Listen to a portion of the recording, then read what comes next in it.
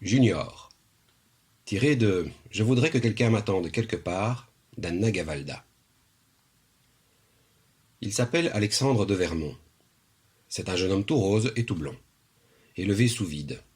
100% savonnette et Colgate Bifluor avec des chemisettes en Vichy et une fossette dans le menton. Mignon, propre, un vrai petit cochon de lait. Il aura bientôt 20 ans, cet âge décourageant où l'on croit encore que tout est possible. Tant de probabilités et tant d'illusions. Tant de coups à prendre dans la figure aussi. Mais pour ce jeune homme tout rose, non. La vie ne lui a jamais rien fait. Personne ne lui a tiré les oreilles jusqu'au point où ça fait vraiment mal. C'est un bon garçon. Sa maman pète plus haut que son cul. Elle dit « Allô, c'est Elisabeth de Vermont !» en détachant la première syllabe, comme si elle espérait encore duper quelqu'un. « Ta ta ta ta ta. Tu peux payer pour avoir beaucoup de choses de nos jours, mais ça, tu vois, pour la particule, c'est raté. Tu ne peux plus t'acheter ce genre d'orgueil. C'est comme Obélix, il fallait tomber dedans quand tu étais petite. Ça ne m'empêche pas de porter une chevalière avec des armoiries gravées dessus. Des armoiries de quoi, je me le demande. Un petit fouillis de couronnes et de fleurs de lys sur fond de blason. L'association des charcutiers traiteurs de France a choisi les mêmes pour son papier en tête du syndicat, mais ça, elle ne le sait pas. Ouf. Son papa a repris l'affaire familiale. Une entreprise de fabrication de meubles de jardin en résine blanche. Les meubles Rofitex, garantis 10 ans contre le jaunissement et sous n'importe quel climat. Évidemment, la résine, ça fait un peu camping et pique-nique à mi-mille. Ça aurait été plus chic de faire du teck, des bancs classieux qui prennent lentement une belle patine et quelques lichens sous le chêne centenaire planté par le bisaïeul au milieu de la propriété. Mais bon, on est bien obligé de prendre ce que l'on vous laisse, hein.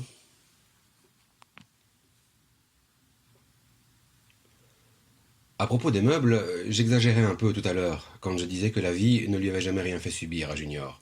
Si, si. Un jour, alors qu'il dansait avec une jeune fille de bonne famille, plate et racée comme un vrai setteur anglais, il a eu son émotion. C'était lors d'un de ces petits raouts mondains que les mamans organisent à très grands frais pour éviter que leur rejeton ne s'aventure un jour entre les seins d'une Leila ou d'une Hanna ou de n'importe quoi d'autre qui sentirait trop le soufre ou la harissa.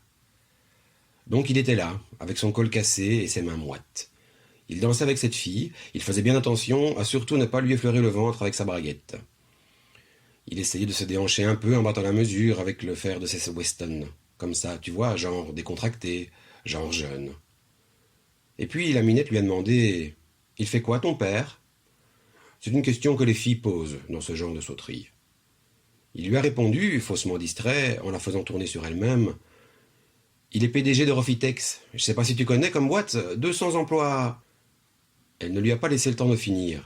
Elle s'est arrêtée de danser d'un coup, et elle a ouvert grand ses yeux de 7 heures. « Attends, Rofitex? Tu veux dire les préservatifs Rofitex ?» Alors là, c'était la meilleure. « Non, les meubles de jardin, » il a répondu. Mais vraiment, il s'attendait à tout sauf à ça. « Ah non, vraiment, quelle conne cette fille, quelle conne !» Heureusement, le morceau était fini, et il a pu se diriger vers le buffet pour boire un peu de champagne et déglutir. Non, vraiment. Si ça se trouve, ce n'est même pas une fille du rallye. C'en est une qui s'est incrustée. 20 ans. Mon Dieu.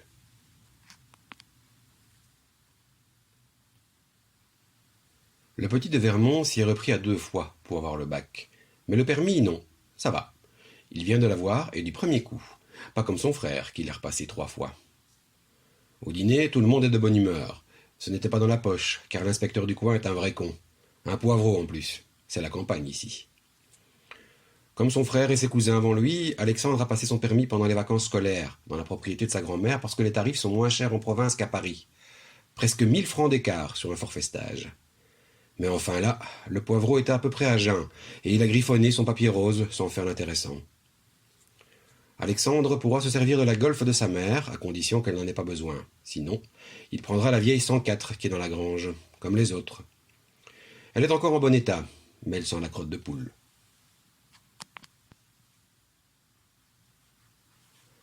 C'est la fin des vacances. Bientôt, il faudra retourner dans le grand appartement de l'avenue Mozart et intégrer l'école de commerce privée de l'avenue de Saxe. Une école dont le diplôme n'est pas encore reconnu par l'État, mais qui a un nom compliqué, avec plein d'initiales. L'ISERP, ou l'IRPS, ou l'ISDMF, enfin un truc dans ce goût-là. Institut supérieur de mes fesses, oui. Notre petit cochon de lait a bien changé pendant ces mois d'été. Il s'est dévergondé et même il s'est mis à fumer. des Marlboro Light. C'est à cause de ses nouvelles fréquentations. Il s'est entiché du fils d'un gros cultivateur de la région, Franck Mingeot. Alors celui-là, ce n'est pas la moitié d'un. Friqué, tape à l'œil, tapageur et bruyant, qui dit bonjour poliment à la grand-mère d'Alexandre et reluque ses petites cousines en même temps. Tss, tss. Franck Mingeot est content de connaître Junior. Grâce à lui, il peut aller dans le monde, dans des fêtes où les filles sont minces et mignonnes, et où le champagne des familles remplace la Valstar. Son instinct lui dit que c'est par là qu'il doit aller pour se faire une place au chaud. Les arrière-salles des cafés, les Marilyn mal dégrossies, le billard et les foires agricoles, ça va un moment. Alors qu'une soirée chez la fille de Bidule, au château de la Bidulière, voilà de l'énergie bien employée. Junior de Vermont est content de son nouveau riche. Grâce à lui, il dérape dans les cours gravillonnées en cabriolet de sport. Il fonce sur les départementales de Touraine en lançant des bras d'honneur aux pecnos pour qu'ils garent leurs 4L et il emmerde son père. Il a ouvert un bouton supplémentaire à sa chemisette et il a même remis sa médaille de baptême, façon petit dur encore tendre. Les filles adorent.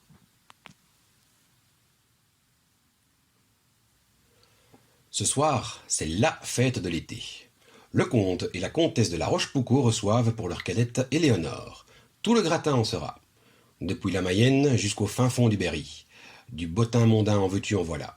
Des jeunes héritières encore vierges comme s'il en pleuvait. De l'argent. Pas le clinquant de l'argent, mais l'odeur de l'argent. Des décolletés, des peaux laiteuses, des colliers de perles, des cigarettes ultra-légères et des rires nerveux. Pour Franck la gourmette et Alexandre la chaînette, c'est le grand soir. Pas question de rater ça. Pour ces gens-là, un cultivateur riche restera toujours un paysan, et un industriel bien élevé restera toujours un fournisseur. Raison de plus pour boire leur champagne et sauter leurs filles dans les buissons. Elles ne sont pas toutes sauvages, les donzelles. Elles descendent en ligne directe de Godefroy de Bouillon et sont d'accord pour pousser un peu plus loin la dernière croisade. Franck n'a pas de carton d'invitation, mais Alexandre connaît le gars du pointage. Pas de problème. Tu lui files 100 balles et il te laisse passer. Il peut même aboyer ton nom, comme dans les salons de l'Automobile Club, si ça te chante. Le gros hic, c'est la voiture. La voiture, ça compte pour conclure, avec celle qui n'aime pas trop le piquant des buissons.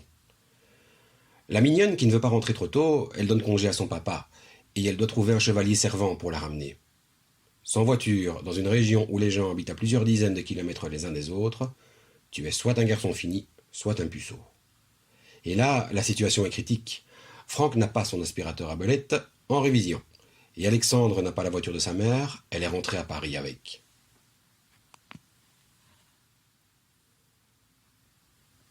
Qu'est-ce qui reste? La 104 bleu ciel avec des fientes de poule sur les fauteuils et le long des portières. Il y a même de la paille au plancher et un autocollant La Chasse, c'est naturel sur le pare-brise. Bon Dieu, ça craint. Et ton paternel, il est où? En voyage. Et sa caisse? Ben, elle est là, pourquoi? Pourquoi elle est là? Parce que Jean-Raymond doit la laver à fond. Jean-Raymond, c'est le garde. Ben, c'est impeccable, ça. On lui emprunte sa caisse pour la soirée et on lui ramène. Et hop, ni vu, ni connu. Non, non, Franck, c'est pas possible, ça. C'est pas possible. Et pourquoi? Attends, s'il arrive quoi que ce soit, je me fais tuer, moi. Non, non, c'est pas possible. Mais qu'est-ce que tu veux qu'il arrive, couille molle? Hein? Qu'est-ce que tu veux qu'il arrive? Non, non. Bordel, mais arrête avec ça, non, non, qu'est-ce que ça veut dire? On a 15 bornes aller et 15 bornes retour. La route est toute droite et il n'y aura pas un Pékin dehors à cette heure-là. Alors dis-moi où est le problème? Si on a la moindre emmerde, mais quoi comme emmerde, hein? Quoi comme emmerde? J'ai mon permis depuis 3 ans et j'ai jamais eu un seul problème, tu m'entends? Oh non, pas ça! Il met son pouce sous son incisive, comme pour la déchausser. Non, non, pas d'accord. Pas la Jaguar de mon père. Putain, mais c'est pas vrai d'être aussi con, mais c'est pas vrai. Qu'est-ce qu'on fait alors? On va chez la Roche de Médeux avec ta mère de poulailler roulant? Ben ouais. Attends, mais on ne devait pas emmener ta cousine et passer prendre sa copine à Saint-Chinan? Ben si. Et tu crois qu'elles vont mettre leur petit cul sur tes sièges pleins de caca? Ben non. Bon, ben alors, on emprunte la bagnole de ton père, on roule peinard, et dans quelques heures, on la remet bien gentiment là où on l'a prise. Et c'est tout. Non, non, pas la Jaguar. Non, pas la Jaguar. Attends, moi je me trouve quelqu'un pour m'emmener. T'es vraiment trop con. C'est le squat de l'été et tu veux qu'on se pointe avec ta bétaillère? Pas question. Est-ce qu'elle roule d'abord? Ouais, ouais, elle roule. Putain, mais c'est pas vrai ça. Il tire sur la peau de ses joues. De toute façon, sans moi, tu peux pas y entrer. Ouais, ben entre pas y aller ou y aller avec ta poubelle, je sais pas ce qui est mieux, hein. Et tu feras gaffe qu'il reste pas une poule dedans, hein.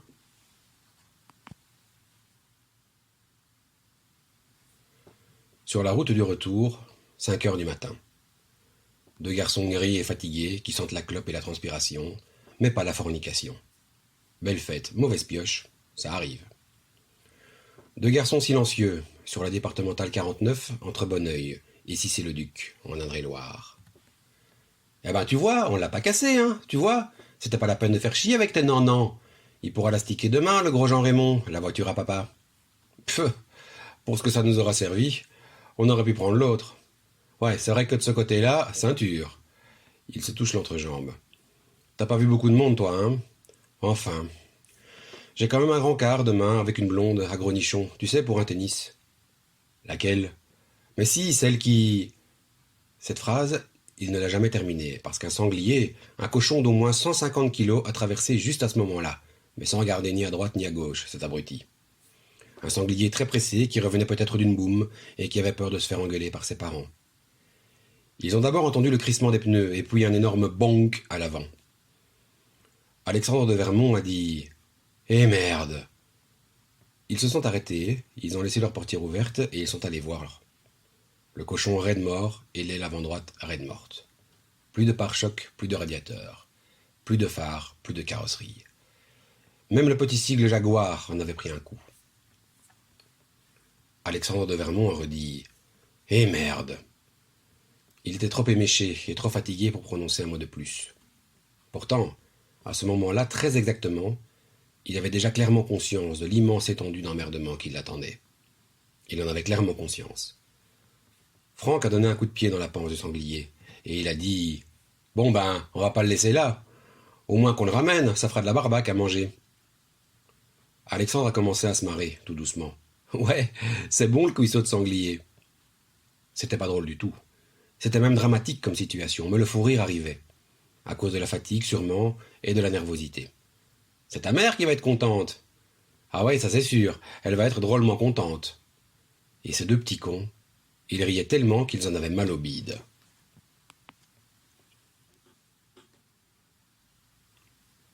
Bon ben, on va le foutre dans le coffre? Ouais. Merde! Quoi encore? Y a plein de trucs. Hein? Il est plein, je te dis. Y a le sac de golf de ton père et plein de caisses de pinard là-dedans. Ah merde! Qu'est-ce qu'on fait? On va le foutre derrière, par terre. Tu crois? Ouais, attends, je vais mettre un truc pour protéger les coussins. Regarde dans le fond de la malle si tu vois pas un plaid. Un quoi? Un plaid. C'est quoi? Le truc à carreaux vert et bleu là, tout au fond. Ah, une couverture? Une couverture de Parigo, quoi. Ouais, si tu veux. Allez, magne. Attends, je vais t'aider. C'est pas la peine qu'on lui tâche ses sièges en cuir en plus. Ouais, t'as raison. Oh putain, ce qu'il est lourd. Oh, tu m'étonnes. Et il pue en plus. Eh, Alex, c'est la campagne, hein. Ouais, bah fais chier la campagne. Ils sont remontés en voiture. Aucun problème pour redémarrer. Visiblement, le moteur n'avait rien. C'était déjà ça. Et puis, quelques kilomètres plus loin, la grosse frayeur. D'abord du bruit et des grognements dans leur dos. Franck a dit « Putain, mais c'est qu'il est pas mort, ce con !» Alexandre n'a rien répondu. C'était trop quand même. Le cochon a commencé à se relever et à se tourner dans tous les sens. Franck a pilé et il a gueulé « Hé, on se casse maintenant !» Il était tout blanc. Les portes ont claqué et ils se sont éloignés de la voiture. À l'intérieur, c'était la merde totale. La merde totale. Les fauteuils en cuir couleur crème, défoncés. Le volant, défoncé. Le levier de vitesse en loupe d'orme, défoncé. Les appuis-têtes, défoncés. Tout l'intérieur de la caisse, défoncé. Défoncé, défoncé. Et de Vermont Junior, anéanti. L'animal avait les yeux exorbités et de l'écume blanche autour de ses grosses dents crochues. À voir, c'était horrible. Ils ont décidé d'ouvrir la porte en se cachant derrière, puis de monter se réfugier sur le toit. C'était peut-être une bonne idée, mais ça, ils ne le sauront jamais, parce qu'entre-temps, le cochon s'était enfermé à l'intérieur en piétinant le bouton de la fermeture centralisée. Et la clé était restée sur le tableau de bord. Ah ça, on peut dire que quand tout se déglingue, tout se déglingue. Franck Mingeot a sorti un téléphone portable de la poche intérieure de sa veste, très classe, et il a tapé le 18, très emmerdé. Quand les pompiers sont arrivés, la bête s'était un peu calmée. À peine. Disons qu'il n'y avait plus rien à détruire. Le chef des pompiers a fait le tour de la voiture. Quand même, il était impressionné. Il n'a pas pu s'empêcher de dire « Un si beau véhicule, ça fait de la peine !» La suite est insoutenable pour les gens qui aiment les belles choses. Un des hommes est allé chercher une énorme carabine, une espèce de bazooka. Il a éloigné tout le monde et il a visé. Le cochon et la vitre ont explosé en même temps. L'intérieur de la voiture repeint à neuf, rouge. Du sang, même au fond de la boîte à gants, même entre les touches du téléphone de bord. Alexandre de Vermont était hébété. On aurait pu croire qu'il ne pensait plus, du tout, à rien, ou seulement à s'enterrer vivant, ou à retourner contre lui le bazooka du pompier. Mais non, il pensait au ragot. Au ragot dans le pays et à l'aubaine que ça allait être pour les écolos. Il faut dire que son père a non seulement une magnifique Jaguar, mais aussi des visées politiques tenaces pour contrer les Verts. Parce que les Verts veulent interdire la chasse et créer un parc naturel et n'importe quoi d'autre du moment que ça emmerde les gros propriétaires terriens. C'est un combat auquel il tient énormément et qui était presque gagné à ce jour. Encore hier soir, à table, en découpant le canard, il disait « Tiens, en voilà un que Grolet et sa bande de penculs ne verront plus dans leurs jumelles. Mais là, le sanglier qui explose en 1000 morceaux dans la Jaguar souveraine du futur conseiller régional, ça va un peu gêner aux entournures. Sûrement un peu, non? Il y a même des poils collés contre les vitres. Les pompiers sont repartis, les flics sont repartis. Demain, une dépanneuse ira charger le truc gris métallisé qui encombre la chaussée.